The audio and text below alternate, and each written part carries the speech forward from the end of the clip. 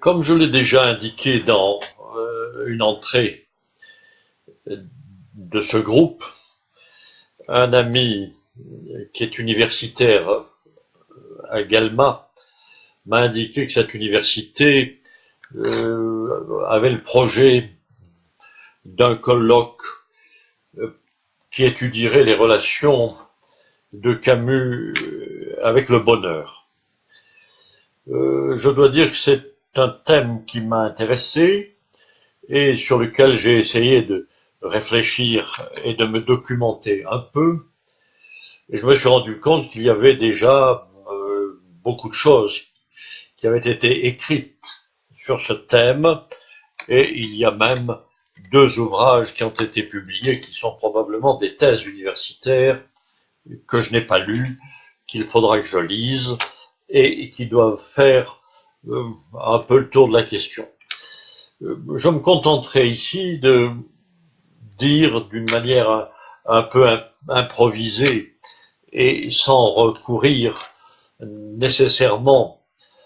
à des citations et à une étude approfondie de l'œuvre de Camus,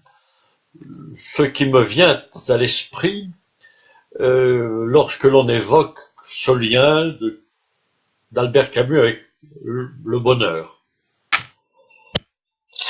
serait en effet possible de résumer la vie d'Albert Camus en insistant au contraire sur le fait que le malheur, d'une certaine manière, a rôdé depuis sa naissance jusqu'à sa mort autour de lui. Le voilà arrivant dans notre monde en 1913, et dès 1914, cette date qui évoque tant de drames pour les Français, son père va être appelé à combattre en France, dans ce pays qu'il ne connaît pas, où il n'a jamais mis les pieds, et où, malheureusement, très peu de temps après son arrivée, il sera blessé et mourra de ses blessures, loin des siens, de son pays, enterré dans le petit cimetière de Saint-Brieuc, dans le carré militaire. Voilà donc le jeune Albert et son frère, orphelins d'un père qu'ils n'auront pas connu, et dont personne, à vrai dire, ne leur parlera plus, puisque Camus a bien montré que ces familles pauvres, d'une certaine manière, n'ont pas d'histoire. Ils sont élevés, c'est vrai, avec beaucoup d'amour, par 2 femmes, la mère de Camus et la grand-mère. Mais il faut tout de suite rappeler que ces 2 femmes sont illettrées, très pauvres, que la mère a dû quitter le petit village proche d'Annaba où Camus est né pour rejoindre le quartier de Bellecour, qui est un quartier très populaire d'Alger, et pour vivre dans un petit appartement où il n'y a aucune commodité, qui est extrêmement pauvre, où seul l'oncle rapporte un petit salaire, et où la mère de Camus et sa grand-mère sont contraintes de faire des ménages pour survivre. La mort du père, la pauvreté, sont là qui jettent une ombre sur le destin de cet enfant. Et comme si cela ne suffisait pas, la maladie va le frapper dans sa jeunesse. Cette maladie, c'est la tuberculose, qui en ce temps-là est une maladie qui reste mortelle et qui va lui faire ressentir dans sa chair la souffrance de la maladie, bien sûr, mais aussi l'injustice du destin, et lui faire prendre conscience de la finitude de nos vies qui sera le point de départ de toute une réflexion absolument fondamentale sur ces vies qui nous sont données et qui disparaissent, et qui s'ajoutera pour lui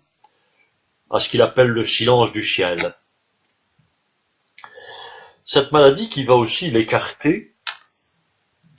certains diront par la suite que ce fut une chance de la fonction publique et de l'enseignement. C'est une maladie qui va rôder toujours autour de lui, qui va lui imposer pendant toute sa vie des temps d'arrêt pour se soigner, et par conséquent, beaucoup de malheurs déjà pour une vie très courte. Sur le plan de l'histoire, avec, si l'on peut dire, un grand art, il sera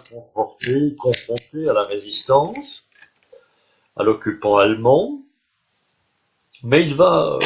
avoir une autre grande blessure morale, celle-là, qui est la guerre d'Algérie. Cette blessure, chacun le sait, fut très vive, et il déclara lui-même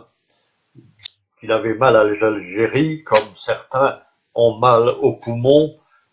et il savait de quoi il parlait. Cette période de la guerre d'Algérie entraînera chez lui une véritable anxiété et le conduira à son corps défendant le plus souvent, et avec douleur, à la rupture avec certains de ses amis. Et enfin, et alors que son pays, comme il le disait dans son discours de réception du prix Nobel, vivait dans un malheur incessant, voilà que la mort l'emporta dans un accident sur une route de France, alors qu'il était très jeune encore, et que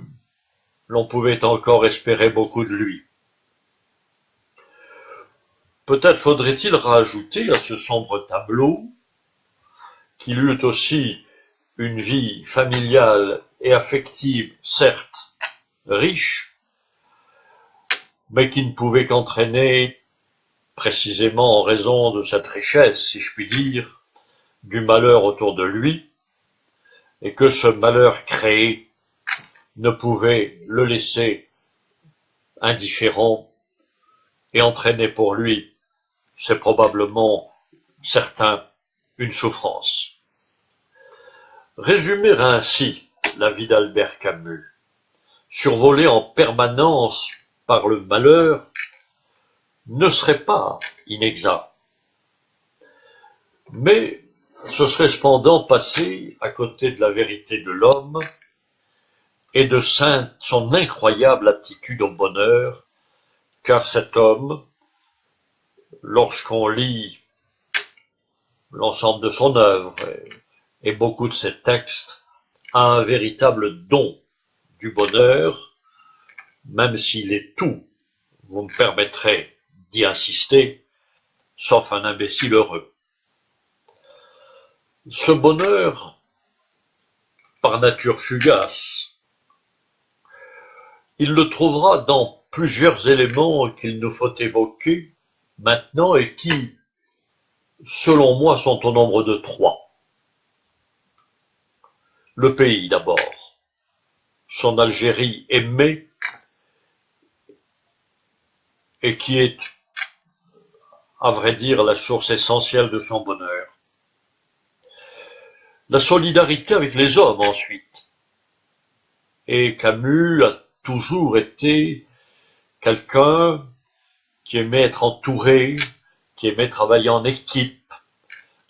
qui dans le fond n'aimait pas le travail solitaire. Et enfin, troisième élément, qui n'est pas négligeable et qui chez Camus est une évidence, une sorte de recul par rapport à la richesse. Mais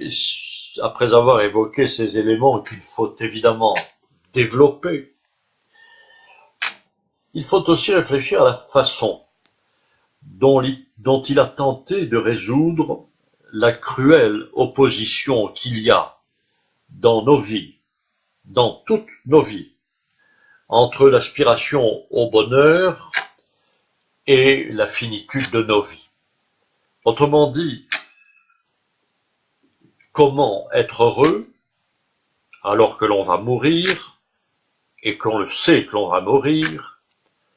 et que par ailleurs la vie est si souvent éloignée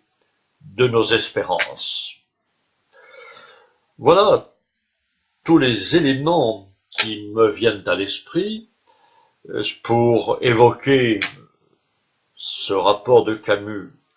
et du bonheur, et ce sont évidemment tous ces éléments qu'il faudrait un à un développer plus avant, ce que je ferai peut-être,